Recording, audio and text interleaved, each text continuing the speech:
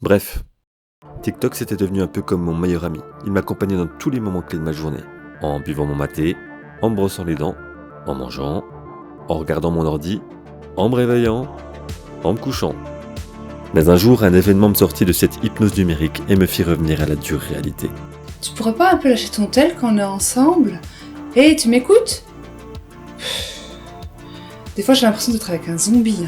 À ce moment-là, des images de zombies que j'avais vues dans les films me sont revenues en tête, et j'avoue que j'avais de plus en plus de caractéristiques communes avec ces monstres dénués d'humanité et assoiffés de sang.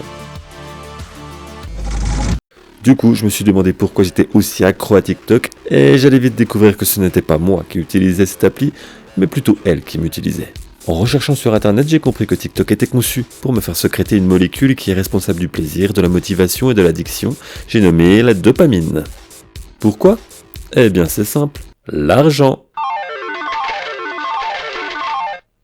Et oui, plus je regardais TikTok et plus la plateforme gagnait de l'argent. Du coup, c'est tout dans leur intérêt de me faire rester le plus longtemps possible zombifié devant leurs vidéos. C'est QFD.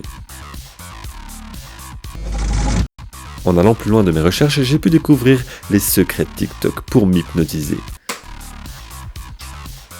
Déjà, son algorithme, il a un seul objectif. Cerner mes goûts afin de me proposer le contenu qui me convient le mieux dans mes pour-toi et que je reste un max de temps sur l'appli. Eh oui, time is money.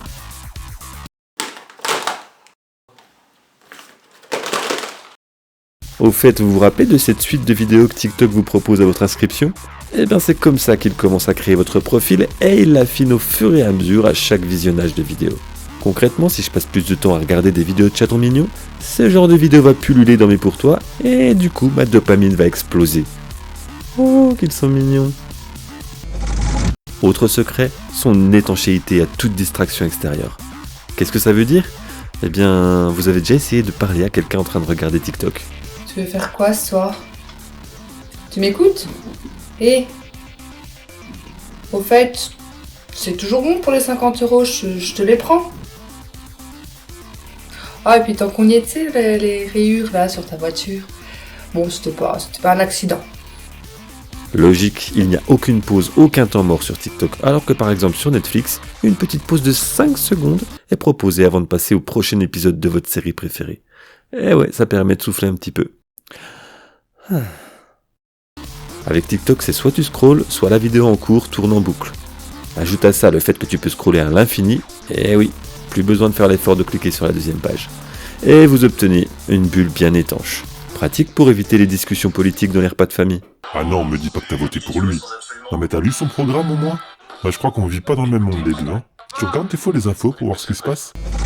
Et leur secret ultime, c'est jouer sur le FOMO. Ça veut dire Fear of Missing Out. Pas mal l'accent. C'est-à-dire créer une peur de passer à côté de quelque chose. Et oui, devant cette avalanche infinie de contenu plaisant qui nous flatte la rétine, on ne veut surtout rien louper. Ce qui nous pousse à regarder toujours plus, encore plus, et encore un petit peu plus de contenu.